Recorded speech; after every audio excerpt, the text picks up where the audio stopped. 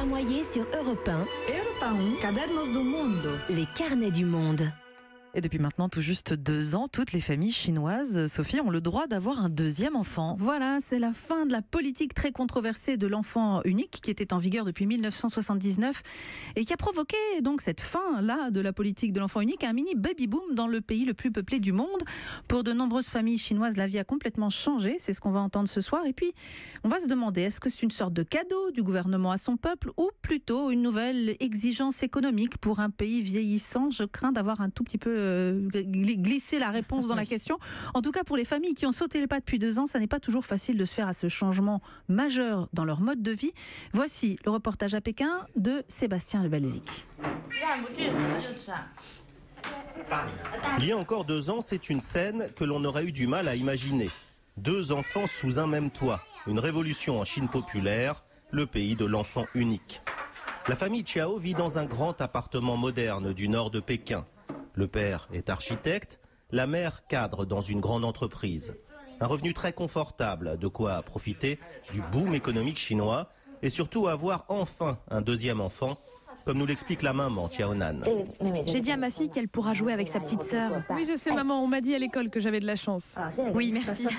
Moi, je suis née pendant la politique de l'enfant unique et je me suis toujours sentie tellement seule à la maison.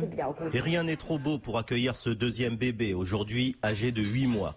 Dans un pays où l'enfant est roi, la plupart des familles emploient une nourrice à domicile. Ici, c'est Liu Jing qui s'occupe du bébé 24 heures sur 24. Je pense qu'une famille avec 2 enfants, c'est beaucoup mieux. Quand il n'y a qu'un seul enfant, il concentre toutes les attentions. C'est très mauvais pour sa personnalité. Le bébé se transforme en petit empereur. Mais l'on est encore loin d'une éducation à l'occidentale. Les enfants chinois, surtout ceux des familles les plus aisées, font l'objet de toutes les attentions. L'appartement de la famille Chiao est une immense salle de jeu. La nourrice et la maman sont aux petits soins. Nous sommes une famille de 4 personnes. Mon mari, moi et nos 2 bébés. Ah oui, on a aussi une nouvelle nourrice. Du coup, on est 5 maintenant. Ça fait 4 femmes dans la famille et juste un homme. Ça se passe comme ça parce que nos parents vivent tous dans une autre province. Ils vivent leur vie. Et puis en plus, ils n'aiment pas trop Pékin. Chez eux, ils ont leurs amis, leurs proches. Ils se sentent mieux et la vie est beaucoup moins chère. C'est pour ça qu'ils ne vivent pas avec nous. La tradition en Chine veut en effet que les grands-parents s'occupent en général de leurs petits-enfants.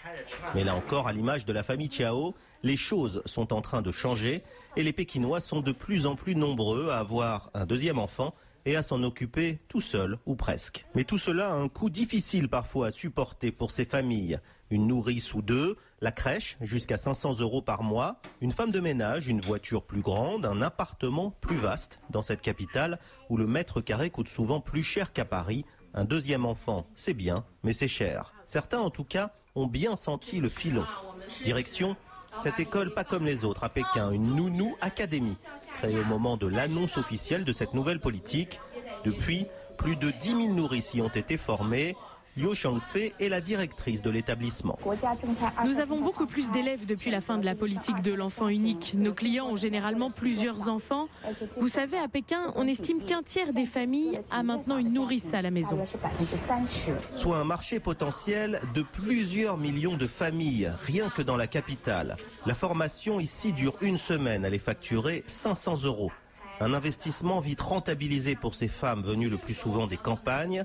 Elles toucheront plus de 700 € par mois comme aide à domicile, soit 2 fois le salaire moyen d'un ouvrier chinois. Wang Weitsun est stagiaire dans cette école. Avant de suivre ces cours, je n'étais pas très professionnelle dans ce métier. J'ai appris beaucoup de choses ici et c'est important parce que je vais avoir la responsabilité d'un bébé pour mes futurs clients.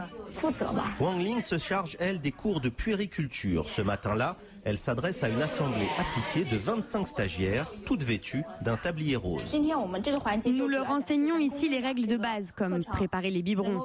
C'est très important et pour cela, nous utilisons des poupées en plastique. Ça permet aux élèves de mieux comprendre les règles d'hygiène et de sécurité.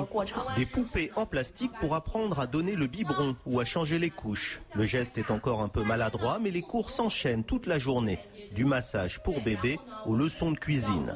Juste à côté, une centaine d'autres jeunes femmes fait déjà la queue pour s'inscrire à la prochaine session. L'école tourne à plein régime. Voilà, reportage signé Sébastien Lebelzik à Pékin. Sébastien qui est en ligne avec nous, bonsoir. Bonsoir. Alors vous êtes en Chine et on va avec vous faire un petit bilan de ces 2 premières années où les Chinois peuvent enfin envisager d'élargir leur famille après presque 40 ans de contrôle drastique des naissances. Alors on va commencer par le début.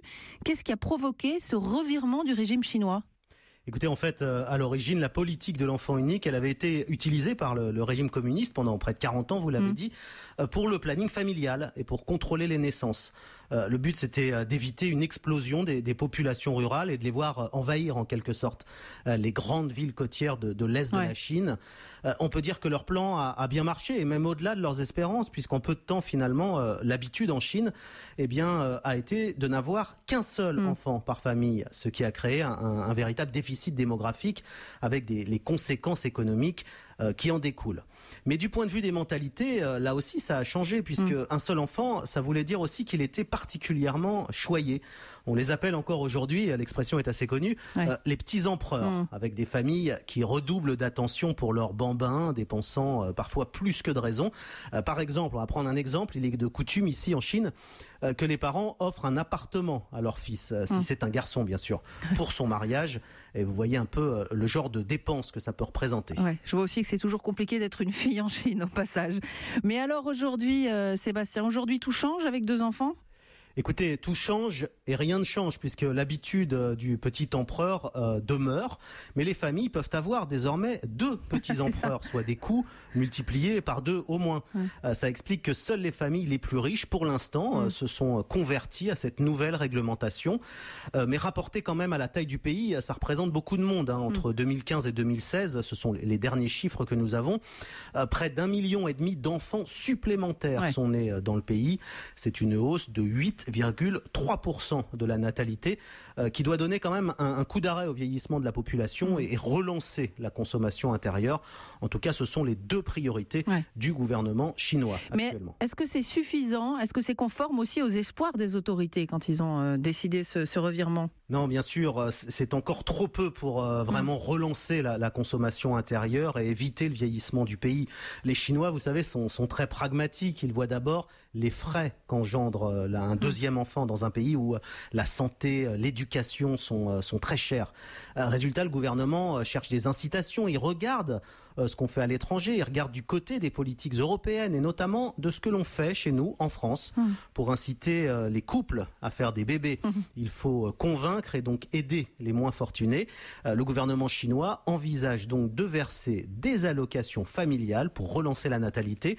Ce serait un renversement radical de la politique qui avait été mise en place en 1979 et qui avait conduit en Chine à cette explosion des avortements et des stérilisations forcées. Eh bien, merci beaucoup Sébastien pour ce décryptage fort utile et puis à très bientôt dans les carnets. Au revoir, bonne soirée.